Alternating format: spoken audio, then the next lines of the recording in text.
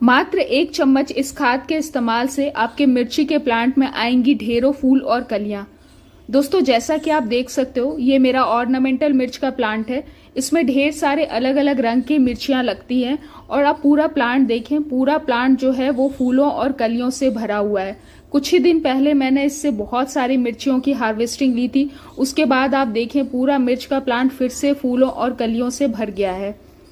तो अगर आपके मिर्च के प्लांट में ज़्यादा फूल और कलियां नहीं आ रही हैं, तो आप 1 चम्मच जो एप्सम सॉल्ट होता है उसको पानी में घोलकर अच्छी तरह से मिर्च के प्लांट में उसका स्प्रे लें। कुछ ही दिन में आपका मिर्च का प्लांट फूलों और कलियों से भर जाएगा और पौधा जो है बहुत ही ज़्यादा तेजी से ग्रो भी करेगा।